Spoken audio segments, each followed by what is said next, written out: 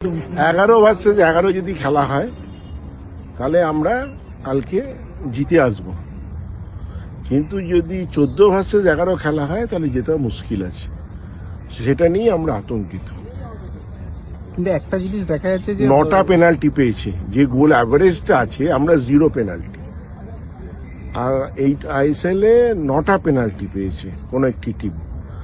তো গোল অ্যাভারেজ যেটা আছে তার থেকে 9টা গোলটা বাদ দিয়ে দিন, আমরা একটা পেনাল্টি পাওয়ার যোগ্য, ফাউল হয়নি পেনাল্টি বক্সের মধ্যে, এটা তো মানা যায় না। 9টা পেনাল্টি পেয়েছে, আমরা একটা পাইনি। গতকাল আগামীকাল কি তাহলে দেবাশিস দা 13 জনের বিরুদ্ধে খেলবে মোহনবাগান? বললাম তো 14 জন, 14 না, যদি 11 খেলা হয় আমি আশা করব এআইএফএফ রেফারিদের সঙ্গে নিশ্চয়ই সেইভাবে মেসেজ দেবে, ডাইরেকশন দেবে, যেখানে এই ম্যাচটা এত বড় ভাইটাল ম্যাচ হচ্ছে, ভালো রেফারিং হবে, এবং 11 খেলা হলে মোহনবাগান অ্যাডভান্টেজে থাকবে, কিন্তু যদি 14 হয় তাহলে যেটা খুব মুশকিল। টিমকে নিয়ে কতটা ভরসা রাখছেন? বললাম তো, তুমি আমার রেকর্ডিংটা শুনে নাও, 11 হলে মোহনবাগান জিতে আসবে, রেকর্ডিংটা শোনো। দেবাশিস দা, এর আগে তো এমন কোনো আইএসএল ডার্বি হয়নি যেটা লিগ ডিসিশন হবে। এই প্রথম এরকম একটা হাড্ডাহাড্ডির লড়াই দেখা যাচ্ছে, যে কারণেই হোক, অনেকগুলো হয়তো এর পেছনে কারণ আছে, বাট যে কারণেই হোক, সেই জায়গাটা থেকে এই ডার্বিটা কতটা স্পেশাল আপনাদের কাছেও, কারণ দীর্ঘদিন পর ডার্বি এত গুরুত্বপূর্ণ। মানে যে কোনো টুর্নামেন্ট, আইএসএল এর মতো টুর্নামেন্ট চ্যাম্পিয়ন হওয়ার জন্য এটা স্পেশাল অস্পেশাল কি, মানে আমি এটা ছেড়ে দেবো ম্যাচটা?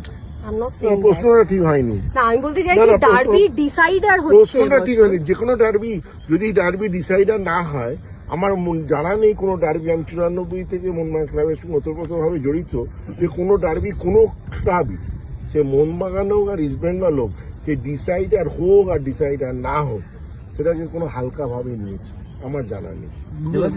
এটা কি মনে হয় আইএসএল এর কোনো ডার্বি মোহনবাগান হারেনি, কালকের ডার্বি?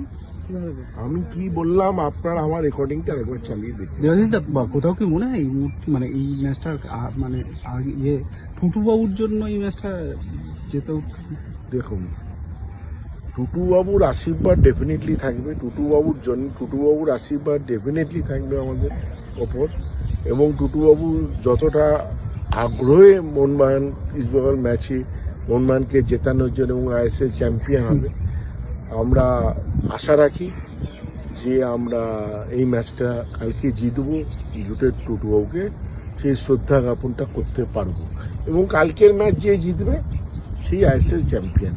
তো কালকের ম্যাচ যদি আমরা জিততে পারি তাহলে আইএসএল চ্যাম্পিয়ন হব, সেটাই আমার মনে হয় টুটুদাকে অ্যাকচুয়াল সম্মান জানানো হবে।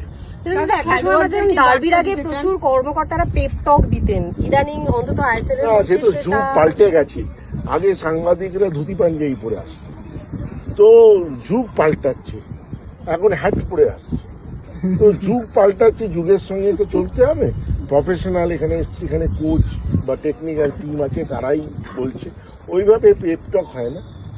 তো ঠিক আছে, প্লেয়ারদের পেপটক বিভিন্নভাবে দেওয়া হয়, তো সেইভাবে বিভিন্নভাবে, আমি যখন আজকে এসেছি তখন তো নিশ্চয়ই কিছু হয়েছে, তো বিভিন্নভাবে দেওয়া হয়, না বিভিন্নভাবে দেওয়া হয়। আমি সকালবেলা প্রথমে এসে প্লেয়ারদের সঙ্গে কথা বলেছি, তো পেপটক ওইভাবে দিয়ে আজকের পেপটক হয় না, যে পিকে ব্যানার্জি তোমার মা জার্সি, আমি যদি ম্যাকলারেনকে বলি তোমার মা জার্সি, তোমার মা ম্যাকলারেন নিজেই এতটাই প্রফেশনাল, একটা ওয়ার্ল্ড কাপার, সে অত্যন্ত ভালো খেলার চেষ্টা করবে, তাকে জার্সি মা বলে খেলানো যাবে না, এটা যুগ পাল্টে গেছে।